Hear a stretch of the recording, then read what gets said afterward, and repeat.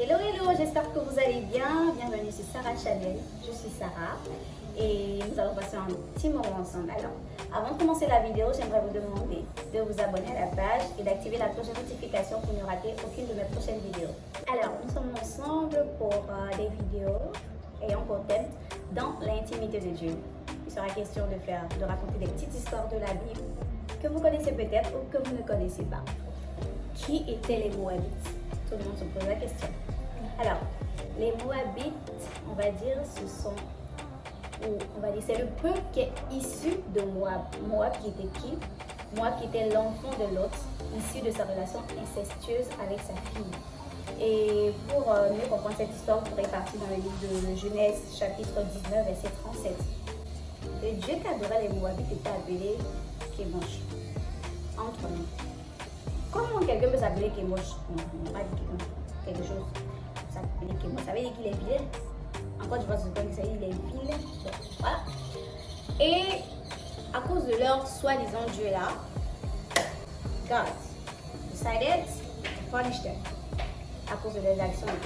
Alors, je vais vous expliquer en 3 étapes pourquoi le peuple des Moabites a eu la frappe de Dieu. On va dire comme ça. Il est important de comprendre que le confort peut mettre le caractère en péril et nous donner, on va dire quoi? Une fausse sécurité. Ça veut dire quoi? Les Moabites, depuis leur jeunesse, ils se sentaient en sécurité, ils se sentaient déjà à l'aise avec ce qu'ils avaient déjà. Ils croyaient qu'ils étaient arrivés, comme on dit, au Cameroun. Alors, ils ignoraient tout message qui leur venait de la part de Dieu par ses oins, tels que Salomon, qui à maintes reprises a voulu leur prévenir que, ok, ce que vous êtes en train de faire là, c'est pas ça. Mais bon, ils ont fait qu'à leur tête.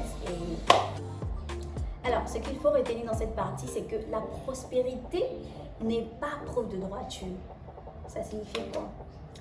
Les Moabites pensaient que parce qu'ils avaient de l'argent, parce qu'ils étaient arrivés, cela signifiait qu'ils étaient droits. Non. Aujourd'hui, on a des gens qui passent par des moyens malsains pour avoir de l'argent. Donc, ne pense pas que parce que vous êtes grand, vous êtes quelqu'un de bien. Avec l'étape 2, on comprend qu'une fausse religion peut mener à la ruine. Le fait qu'ils croyaient en Kémosh qui était un dieu qui n'est pas visible en fait. Ils adoraient un dieu qui n'avait pas de début, qui n'avait pas de fin. Alors nous savons que le Dieu là, oui, il est le Dieu suprême. Il est le début, il est le commencement, il est la fin, il est le milieu. Voilà, donc l'étape 2 à retenir, une fausse croyance mène à la ruine. Enfin, l'étape 3 qui nous fait comprendre quoi? Que se fier à la force militaire sans avoir Dieu, c'est néant, c'est rien. Et pour cela, vous pouvez aller dans le livre de Jérémie 48 qui parle aussi de la prophétie des Moabites. À travers ce verset, à travers ces différents versets, nous pouvons comprendre ici que le fait que les Moabites aient mis leur confiance en leur Dieu, aient mis leur confiance en leur, en leur dirigeant spirituel. Lorsqu'est venu le moment du combat, ils se sont retrouvés tout seuls.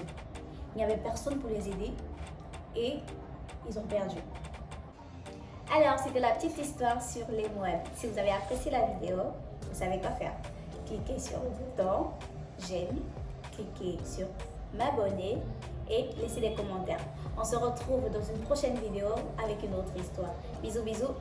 Dieu vous aime. Bye.